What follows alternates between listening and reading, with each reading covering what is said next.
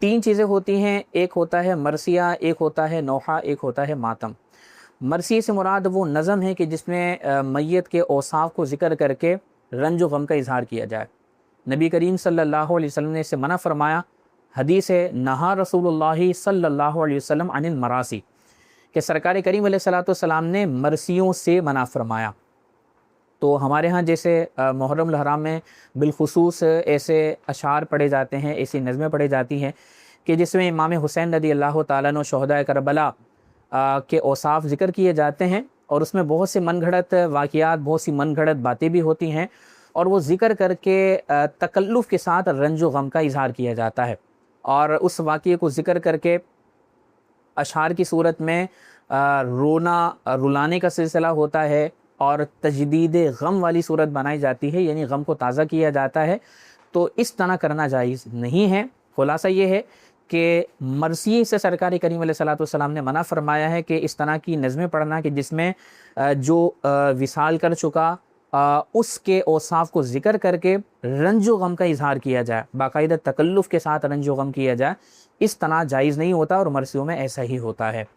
دوسری چیز ہے نوحہ، کہ میت کے اوصاف ذکر کر کے چیخنا، چلانا، واویلا کرنا، بے صبری کا اظہار کرنا، اپنے سینوں کو چاک کرنا، یہ بھی ناجائز ہے، اس لیے کہ اس میں سوگ ہے، رنج و غم کا اظہار کرنا۔ کسی کے وصال کے بعد سوگ کی اجازت نہیں ہوتی، صرف 3 دن تک ہماری شریعت نے سوگ کی اجازت دی ہے۔ 3 دن کے بعد کسی مسلمان کے لیے جائز نہیں ہوتا کہ وہ کسی کے مرنے کے بعد 3 دن سے زیادہ سوگ منائے، الا یہ کہ کوئی بیوہ ہے تو پھر اس کے لیے حکم یہ ہوتا ہے کہ وہ 4 مہینے 10 دن اس کی عدت ہے، تو وہ 4 مہینے 10 دن سوگ کرے گی۔ لیکن اس کے علاوہ کسی بھی مسلمان کے لیے اس کی اجازت نہیں ہے کہ وہ 3 دن سے زیادہ کسی کے وصال کے بعد سوگ منائے۔ تو نوحے میں رنج و غم کا اظہار ہوتا ہے، واویلا کرنا پایا جاتا ہے، چیخنا چلانا پایا جاتا ہے، تو یہ ساری چیزیں شریعت مطہرہ نے ناجائز قرار دی۔ تیسری چیز ماتم۔ ماتم کا مطلب یہ ہوتا ہے کہ اپنے چہروں کو پیٹنا، سینوں کو پیٹنا، اور اپنے سینوں پر، اپنے جسم پر چھریاں چلانا، زنجیریں چلانا، یہ ساری چیزیں ناجائز ہیں۔ نبی کریم صلی اللہ علیہ وسلم نے ارشاد فرمایا کہ وہ ہم میں سے نہیں ہیں کہ جو اپنے چہرے کو پیٹے اور اپنے سینے کو چاک کرے، اپنا سینہ پھاڑے اور جاہلیت والی پکار پکارے۔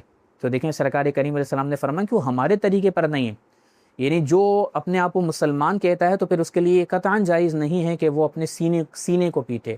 کسی کے وصال کے بعد، کسی کے جانے کے بعد رنج و غم میں اپنا سینہ چاک کرنا، اپنے چہرے کو مارنا، ماتم کرنا، اس سے سرکار کریم علیہ السلام نے سختی سے منع فرمائے، تو یہ ناجائز ہے۔ تو خلاصہ یہ ہوا کہ مرثیہ یہ بھی ناجائز، نوحہ کرنا یہ بھی ناجائز، اور تیسری چیز ماتم کرنا یہ بھی ناجائز ہے۔ ہمارے ہاں پر مرثیے کو بھی نوحہ کہہ دیا جاتا ہے کہ جو اشعار پڑھے جاتے ہیں جس میں رنج و غم کا اظہار پایا جاتا ہے، تو مرثیے سے مراد یہ ہوتا ہے کہ وہ نظم کی جس میں وصال شدہ کے اوصاف بیان کر کے رنج و غم کا اظہار کیا جائے، یہ مرثیہ ہے۔ لیکن ہمارے ہاں اس کو مرثیے کو نوحہ بھی کہا جاتا ہے، اس لیے جو روافظ اس طرح کی نظمیں پڑھتے ہیں تو ان کو نوحہ خواں کہتے ہیں، اور ان کی پڑھی ہوئی اس طرح کی نظموں کو نوحے کہتے ہیں۔ تو یہ مرثیے ہوں یہ نوحے ہوں، ان کو سننا شرعاً ناجائز ہے۔ ہمارے بہت سے سنی حضرات اپنے اسٹیٹس پر نوحے لگا لیتے ہیں، تو ان کو اس طرح نہیں کرنا چاہیے۔ آپ کو اللہ تبارک و تعالیٰ نے سنی گھرانے میں رکھا ہے، آپ صحیح العقیدہ سنی ہے، تو پھر آپ اپنی شناخت کو تبدیل نہ کریں۔